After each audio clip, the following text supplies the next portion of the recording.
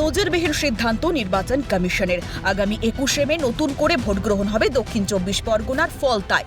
গত 29শে এপ্রিল বিধানসভা নির্বাচনের ভোট শেষ হয়। ফলতা বিধানসভা কেন্দ্রেও ভোট হয়েছিল, কিন্তু সেদিন একাধিক অভিযোগের ভিত্তিতে পুনর্নির্বাচনের দাবি ওঠে।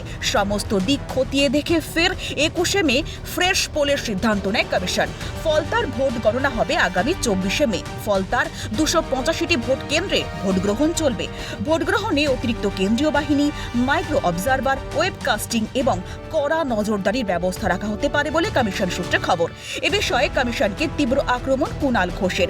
অজয় পাল শর্মাকে সাসপেন্ডের দাবি তোলেন কুণাল।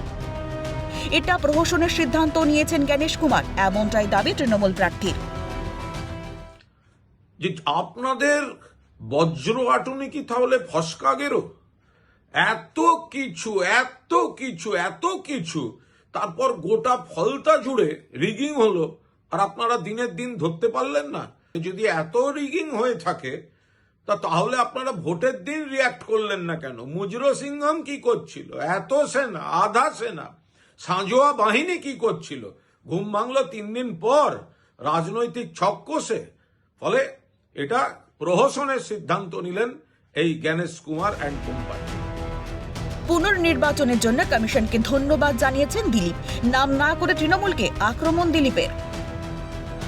এত কড়াকড়ি করার পরেও লোককে চমকা ধমকানো হচ্ছে এবং লোক রাস্তায় এসে প্রতিবাদ করছে, ওদের ভয় দেখানো হচ্ছে, ভোট দিতে দেওয়া হচ্ছে না। তো স্বাভাবিকভাবে এক একটা বুথের ওরা হিসাব দিয়েছেন কেন কোথায় রিপোলিং হচ্ছে। এটা খুব দরকার ছিল। এই ধরনের যে রাক্ষসী প্রবৃত্তির লোকেদেরকে না সবার সামনে এক্সপোজ করার দরকার ছিল, সেটা ইলেকশন কমিশন করেছেন, তাদেরকে ধন্যবাদ। বাংলার মানুষ বহুদিন এগুলো সহ্য করেছেন। ফলতার মানুষ বহু বছর ভোট দিতে পারেনি, এবারও ভোট থেকে আটকাবার চেষ্টা হয়েছে, তার সমাধান বাকি আছে। ফলতায় পুনর্নির্বাচন প্রসঙ্গে বিজেপির আইটি সেলের প্রধান অমিত মালব্য সোশ্যাল মিডিয়ায় পোস্ট করে লেখেন, চূর্ণ বিচূর্ণ হয়ে গেল ডায়মন্ড হারবার মডেল। পাল্টা জবাব দিয়েছেন তৃণমূলের সর্বভারতীয় সাধারণ সম্পাদক অভিষেক বন্দ্যোপাধ্যায়। তিনি বলেন, আপনার বাংলা বিরোধী গুজরাটি গ্যাং এবং তাদের দালাল জ্ঞানেশ কুমারের পক্ষে আমার ডায়মন্ড হারবার মডেলে সামান্য আঁচড় কাটতে 10 জন্মেও যথেষ্ট হবে না। তোমার যা কিছু আছে সব নিয়ে এসো। আমি সমগ্র ভারত ইউনিয়নকে চ্যালেঞ্জ জানাচ্ছি, ফলতায় চলে এসো। তোমাদের সবচেয়ে শক্তিশালীকে পাঠাও, দিল্লির কোনো এক গডফাদারকে পাঠাও, যদি সাহস থাকে ফলতায় প্রতিদ্বন্দ্বিতা করো।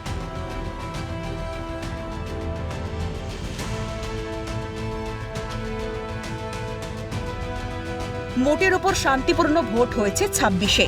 শান্তিপূর্ণ ভোট করতে ভোট কেন্দ্রগুলিকে ঢেলে সাজিয়েছিল কমিশন। তবে নির্বাচন কমিশনের সাফল্য খাতে আঁচড় কাটে ফলতা। ভোটের আগে থেকেই উত্তরপ্রদেশের পুলিশ পর্যবেক্ষক অজয় পাল শর্মার সঙ্গে স্নায়ুযুদ্ধ বেঁধেছিল সেখানকার তৃণমূল প্রার্থী জাহাঙ্গীর খানের। এমনকি ভোটের দিন একাধিক অভিযোগ উঠেছিল ফলতা নিয়ে, যা নিয়ে পুনর্নির্বাচনের সিদ্ধান্তের পরও তুঙ্গে রাজনৈতিক তরজা। তবে এখন দেখার কতখানি শান্তিপূর্ণ পুনর্নির্বাচন করতে পারে কমিশন। ক্যামেরায় সমীরণ হাওলাদারের সঙ্গে অভিরূপা হাজরা, রাজা সাহা ও খালিদ জামালের রিপোর্ট, ক্যালকাটা নিউজ।